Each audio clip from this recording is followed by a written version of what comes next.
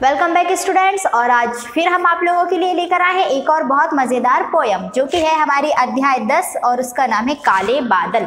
ये जो हमारी कविता है इसका नाम क्या है, काले बादल। और काले बादल कब आते हैं? जब बारिश का मौसम होता है, जब बारिश आने वाली होती है तब कैसे बादल आ जाते हैं, काले बादल आ जाते हैं और पूरे में क्या हो जाता है, अंधेरा हो जाता है। तो ये पोयम शुरू करने से पहले हम आपको इसके कुछ शब्दार्थ बता दें ताकि आपको आगे कोई प्रॉब्लम ना हो। तो यहाँ सबसे पहले हम देख लेंगे आसमान। आसमान को और क्या कहते हैं? आकाश कहते हैं।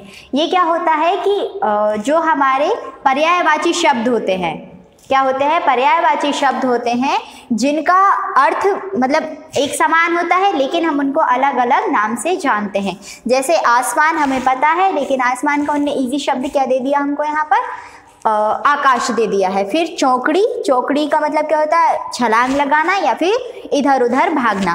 फिर है थैला, थैला मीन्स होता है झोला या फिर बैग। फिर खूब यानी होता है बहुत ज़्यादा। और जैसे कि आपको इस कविता को बहुत अच्छे से सुनना है ताकि इसके अकॉर्डिंग जो भी प्रश्न होंगे आपको उनको खुद ही करने होते हैं, आपको पता है। तो आप इनको, ये जो हमारी कविता है इसको अच्छे से सुनेंगे।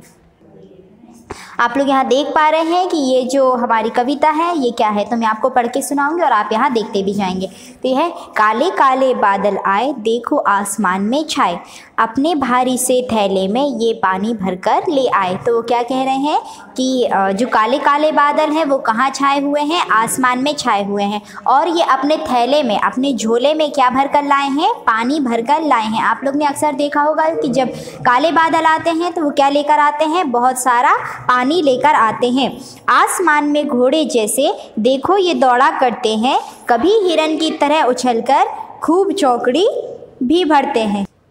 ये बोल रहे हैं कि आसमान में घोड़े जैसे देखो ये दौड़ा करते, किसके जैसे दौड़ रहे हैं? आसमान में घोड़े जैसे दौड़ रहे हैं। आप लोग ने भी कई बार बादल देखे होंगे, तो कई बार बादल कितनी तेज़ी से चलते हैं ऊपर। फिर ये कह रहे हैं कभी हिरन की तरह उछलकर खूब चौकड़ी भी भरते हैं। क्या करते हैं? कभी हिरन की तरह क्या करने लगते हैं?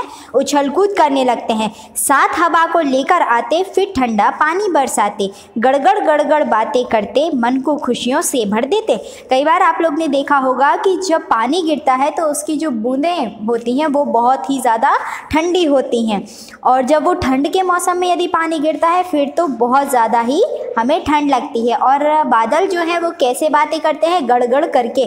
आप लोग ने अक्सर सुना होगा कि जब भी पानी गिरता है तो कैसी आवाज़ आती है आसमान से? गड़गड़ गड़गड़ की आवाज़। और कईयों को वो उसकी आवाज़ क्या होती है? बहुत अच्छी लगती है। बादल मेरे घर भी आना, झरझर झर पानी बरसाना, मीठी मीठी बातें करना, गड़गड़ कर मुझे मत डराना। ये जो आपको एक छोटी सी बच्ची दिख रही है, शायद ये सारी कविता जो है यही बोल रही है। और वो क्या कह रही है कि बादल आप मेरे घर पर भी आना और कैसा झरझर पानी बरसाना और मीठी मीठी मुझसे बातें करना, लेकिन क्या मत करना? गड़गड़ की आवाज़ करके मुझको डराना मत।